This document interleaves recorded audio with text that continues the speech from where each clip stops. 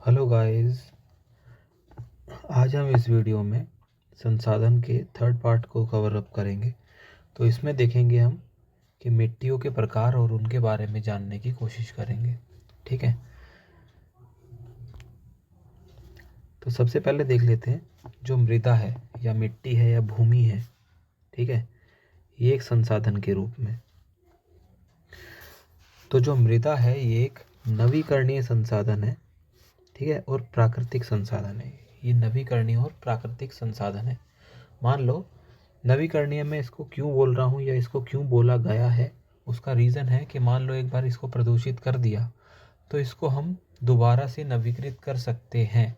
ठीक है, या मान लो भूमि की उपजाऊ क्षमता अगर चली गई है तो इसको हम वापस प्राप्त कर सकते हैं। ठीक है, कुछ प्रोसेस के ज़रिए या कुछ प्रक्रियाओं के ज़रिए। ठीक है, तो जो मिट्टी का निर्माण है ये जैव और अजैव दोनों पदार्थों से मिलकर होता है। ठीक है, तो जैसे मैं जैव पदार्थों का नाम बताऊं, उनमें है मान लो सड़ी गली जो पत्तियां होती हैं या जो फल फ्रूट्स होते हैं। ठीक है, या कोई पशु मर जाता है। ठीक है, तो वो क्या है, सड़ गल के ह्यूमस के रूप में बदल जाता है जो कि बाद में मिट्टी में मिल जाता है। ठीक है, तो वो हो गए सारे जैव कि किसी सजीव के मरने के बाद ये सारी चीज़ें बनती हैं, मतलब मिट्टी कैसे बनती है, ह्यूमस मैंने भी बताया। अजैव तत्व कौन से मिले होते हैं, ये होते हैं खनिज वगैरह। ठीक है, इसमें लोह के तत्व भी मिल सकते हैं, कैल्शियम वगैरह। ठीक है, ये सारी चीज़ें मिल सकती हैं, तो ये सारे अजैव तत्व होते हैं। जो शैल वगैरह के टूटने से भी मिट्टी बनती है, मेरा मतलब उससे है। ठीक, अब देखते हैं मिट्टी या मृदा बनने के लिए कौन कौन से जो कारक है वो योगदान देते हैं। सबसे पहला है उसमें पवन। मिट्टी बनने में या मृदा बनने में सबसे महत्वपूर्ण कारक है पवन। पवन का क्या काम है, मान लो एक पहाड़ है। ठीक है, ये चट्टान है या पहाड़ है, इस पर बहुत तेजी से इस इलाके में हवा चलती है, तो धीरे धीरे धीरे धीरे होगा क्या, इस पहाड़ का कटाव होकर धीरे धीरे ये मिट्टी, इसकी जो मिट्टी है वो यहाँ इकट्ठी होने लग जाएगी। ठीक है, यानी कि मिट्टी का निर्माण यहाँ होना शुरू हो जाएगा। किससे, पवन के चलने से। पवन, तो पवन की गति भी निर्धारित करती है मिट्टी के बनने को। ठीक है, अब जल कैसे निर्धारित करता है, मान लो ये चट्टान है और यहाँ पे ऊपर से बारिश आती है, तो धीरे धीरे क्या करेगी, इस चट्टान का या इस पत्थर का कटाव करेगी। ठीक है, कटाव करेगी तो ये पानी बहकर कहाँ जाएगा, कहीं पे इकट्ठा हो जाएगा या किसी जगह पे जाएगा, और ये जो मिट्टी ऊपर से बह रही है ये कहाँ है, ये अपने साइडों में इकट्ठी करता जाएगा जैसे नदियाँ करती हैं। तो होगा क्या, मिट्टी का निर्माण हो जाएगा इससे। ठीक है, मृदा का निर्माण होगा। और जो नदियाँ हैं वो मैदानों को ऐसे ही बनाती हैं, वो हम आगे थोड़ा सा डिटेल में देखेंगे जब जलोढ़ मृदा के बारे में पढ़ेंगे। ठीक है, तापमान कैसे निर्धारित करता है मिट्टी के बनने को। देखो, जब भी तापमान तेज होता है ना, मतलब ज़्यादा होता है, ताप ज़्यादा होता है, हाई होता है टेम्परेचर, तो क्या है, जो पत्थर होते हैं वो फैलने लगते हैं। ठीक है, इसको इसको आप थोड़ा जैसे ज्योग्राफी के थोड़ा एडवांस लेवल पे पढ़ोगे तो फैलने लगते हैं, तो होता क्या है कि उनका टूटना वहीं से ही शुरू हो जाता है, उनका घनत्व कम होने लग जाता है, और घनत्व कम होने से उनका टूटना आसान हो जाता है।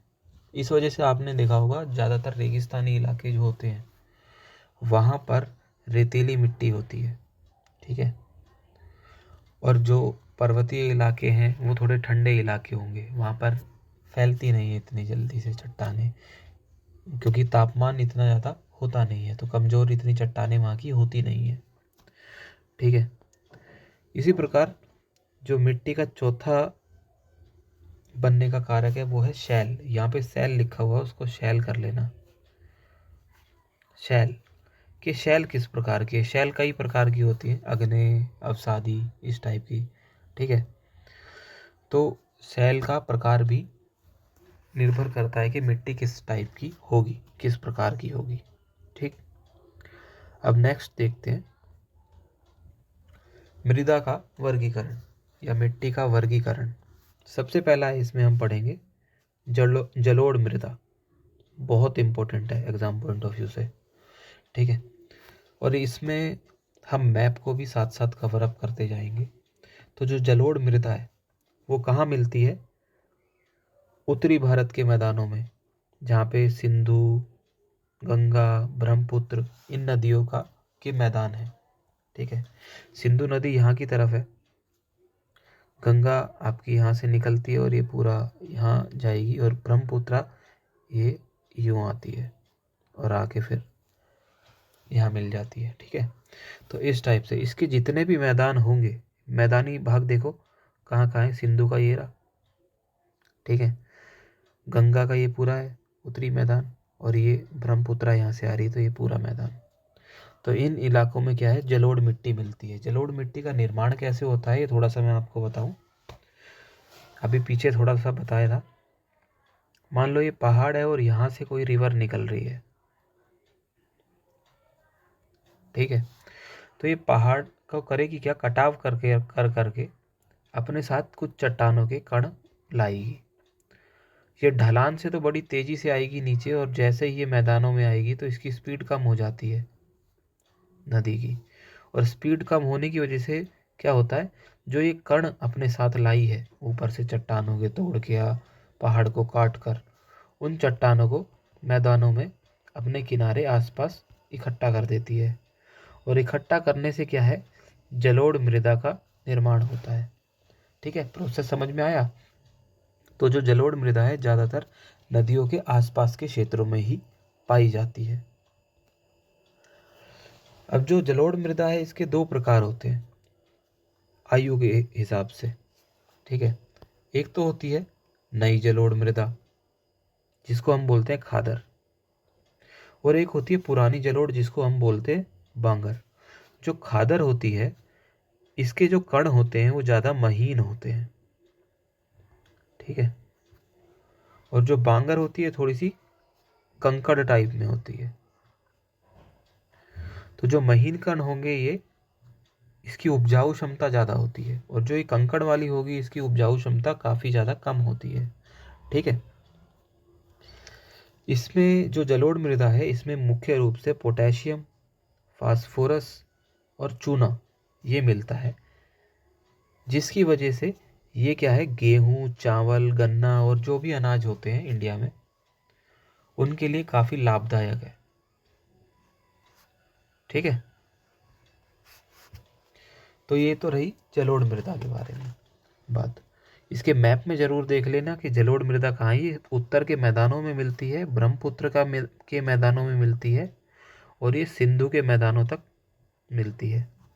ठीक है, तो ये जरूर कर लेना, मोस्ट इम्पोर्टेंट है।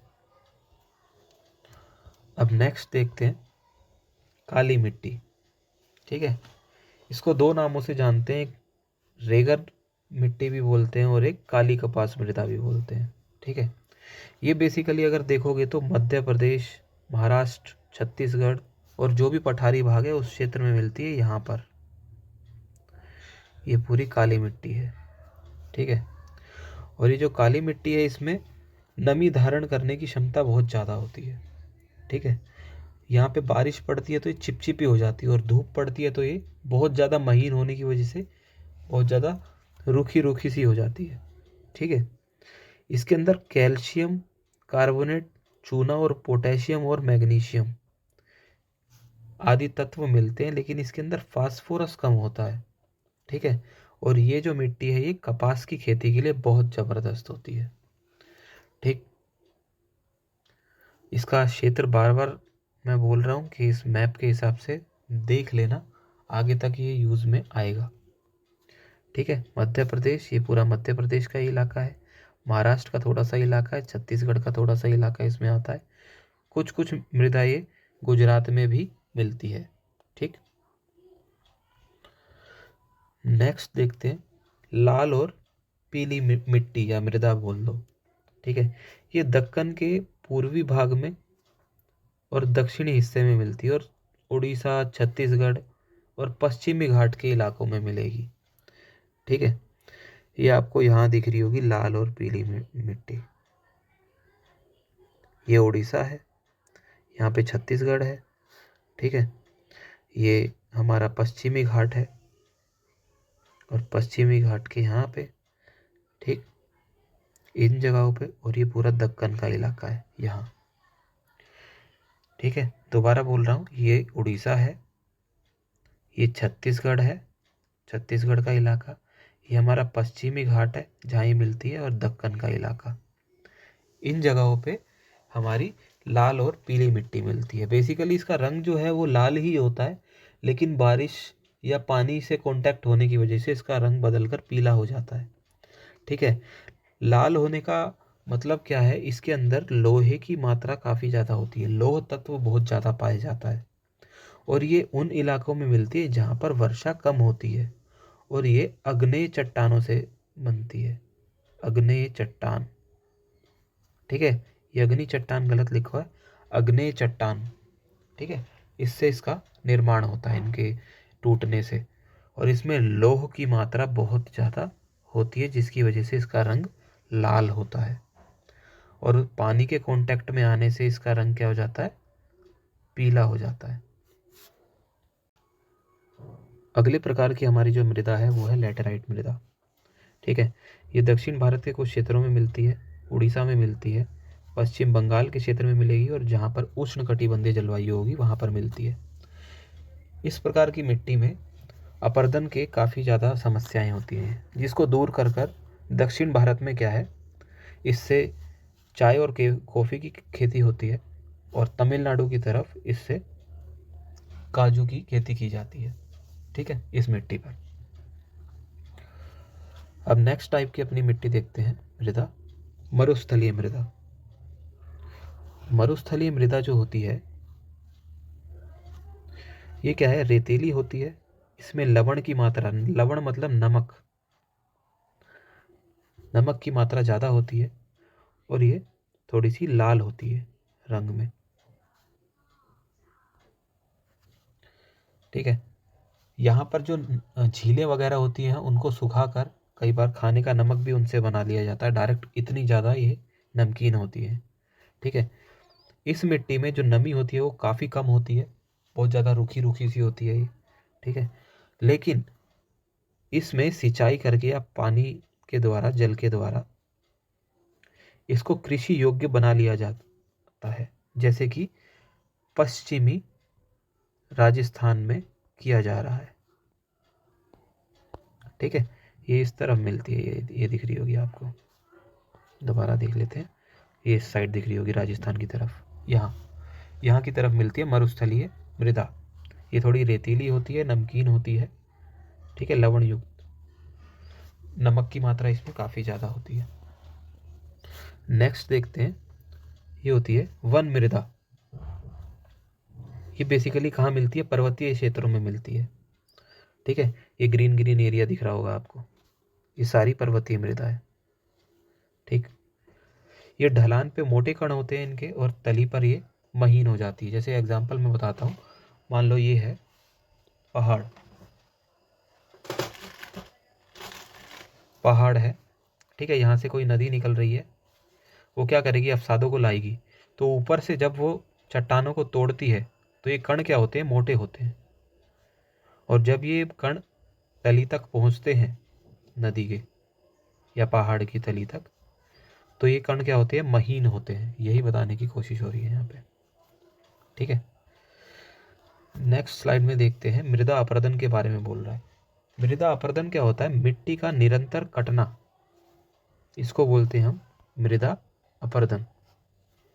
ठीक है, मिट्टी का निरंतर कटाव, लगातार कटना। मान लो एक पत्थर है, इस पे बारिश हो रही है, हो रही है, हो रही है, हो रही है, पत्थर धीरे धीरे धीरे धीरे घिसता घिसता घिसता घिसता इतना सा रह गया। ठीक है, तो ये जो इतनी मिट्टी है इसका क्या हुआ, कटाव हुआ है, निरंतर कट रही है, तो इसको बोलेंगे मृदा अपरदन। ठीक है, तो मृदा अपरदन के कुछ कारण होते हैं। सबसे पहला कारण क्या है, पशुचारण, चराई, इसका सबसे पहला कारण है। अगर कोई क्षेत्र है उसको हम रोज, मान लो एक खेत है तुम्हारा, उसमें तुमने घास उगा रखी है और यहाँ पर डेली 50 पशु चरेंगे, तो धीरे धीरे होगा क्या, मान लो एक टाइम पे इतनी घास है, धीरे धीरे इस घास की मात्रा कम होती जाएगी। फिर क्या है, ये भूमि क्या है, बंजर भूमि में या रेतीली भूमि में कन्वर्ट होने लग जाएगी। उसका कारण क्या होगा, यहाँ पे जितने भी डेली 50 पशु आएंगे तो वो क्या करेंगे, बाकी की घासों को दबाएंगे पैर रख रख के। ठीक है, प्लस में उसको चरेंगे। उससे क्या होगा, धीरे धीरे धीरे धीरे इस मिट्टी में क्या है, बंजरपन आना शुरू हो जाएगा और ये थोड़ी पतली रेतीली सी हो जाएगी। नेक्स्ट है खनन प्रक्रिया द्वारा। खनन मतलब होता है खुदाई करके, ये जो कोयला वगैरह निकालते हैं ना, इससे भी मृदा अपरदन होता है। ठीक है, सीधा साधा पहाड़ है, उसको तुमने आधा काट कूट दिया और ऊपर से उसको क्या कर दिया, मिट्टी का कटाव ही तो हो रहा है। यहाँ से तुमने कोयला निकाल दिया, इतना हिस्सा तो तुमने निकाल दिया, तो यानी कि ये भी मृदा अपरदन का कारण है। हिमानी, जो पहाड़ होते हैं इनके ऊपर बड़े बड़े बर्फ़ के वो जमी रहती हैं चादरें। अब जब ये पिघलती हैं तो ये नीचे खिसकेंगी, और नीचे खिसकेंगी तो पहाड़ के हिस्से को भी तोड़ेंगी, तो जिसके कारण क्या होगा, मिट्टी का कटाव होगा। ऐसे ही पवन है, हवा तेज चलेगी तो क्या करेगी, धीरे धीरे धीरे धीरे इस चट्टान को घिसती रहेगी और घिस के इसकी मिट्टी को कहीं और इकट्ठा करती रहेगी। ठीक है, जिससे मिट्टी का कटाव होगा। वर्षा भी एक कारण है, बारिश होगी, मान लो ये पत्थर है, इस पे बारिश हुई, तो बारिश होके ये पानी बहकर कहीं जाएगा तो वहाँ पर मिट्टी का निर्माण होगा और एक जगह मिट्टी का कटाव होगा। ठीक है, तो किसी भी माध्यम से मिट्टी का कटाव मृदा अपरदन कहलाता है। अब जो अपरदन है वो 2-3 प्रकार के होते हैं। एक तो जल करेगा। ठीक है, जल 2-3 टाइप के अपरदन करता है। एक तो नलिकाएं बना लेता है, मान लो ये पहाड़ है, इसके ऊपर से पानी गिरा तो इसमें ऐसी ऐसी थोड़ी थोड़ी नलियाँ सी बन जाएंगी। ठीक है, और फिर जो ऐसी वो बनती है, इस जमीन को, इस पहाड़ की जमीन को क्या बोलेंगे, उत्खात भूमि बोलते हैं इसको, उत्खात भूमि। यहाँ पे कृषि वगैरह नहीं हो पाती सही से। ठीक है, उत्खात भूमि, ये उत्पात लिख रखा है गलत है, उत्खात भूमि बोलते हैं इसे। ठीक है, एक होता है चादर अपरदन, ये तो होता है नलिकाएं बन गई, इनको अवनलिका बोलते हैं, जैसे ये बन रही है। एक होता है चादर अपरदन, मान लो ये है पूरा एरिया है, यहाँ से पूरी मिट्टी कट के किसी नीचे इलाके में शिफ्ट हो गई। ठीक है, तो इसको बोलेंगे चादर अपरदन। इस पे नलिकाएं नहीं बनती, इसमें पूरी की पूरी मिट्टी शिफ्ट हो जाती है। ठीक है, वायु के द्वारा अपरदन होता है और कई बार अपरदन मानवीय कारणों के द्वारा भी होता है। ठीक है, मानवीय कारणों की वजह से कैसे, जैसे सड़क बनानी है तो उसके लिए इन्होंने खुदाई कर दी। ठीक है, उत्खनन कर दिया, उत्खनन मतलब कोयला वगैरह निकालने के लिए, खान वगैरह बनाने के लिए खनन कर दिया, तो ये भी एक रीजन हो सकता है। ठीक, अपरदन का। अब नेक्स्ट देखते हैं कि हम जो मृदा अपरदन है उसको कैसे रोक सकते हैं या मिट्टी का संरक्षण कैसे कर सकते हैं। ठीक है, उसके कुछ उपाय होते हैं या कुछ हम तरीके अपना सकते हैं जिससे कि हमारी मिट्टी का कटाव या हमारी भूमि सुरक्षित रहे। एक तो हम क्या करें, समांतर हल चलाएं ढलान के। मान लो ये हमारे कोई पर्वत है, ठीक है, तो पानी अगर ऊपर से आएगा तो कैसे बहेगा, इसी ऐसे ही बहेगा, इसी डायरेक्शन में बहेगा नीचे।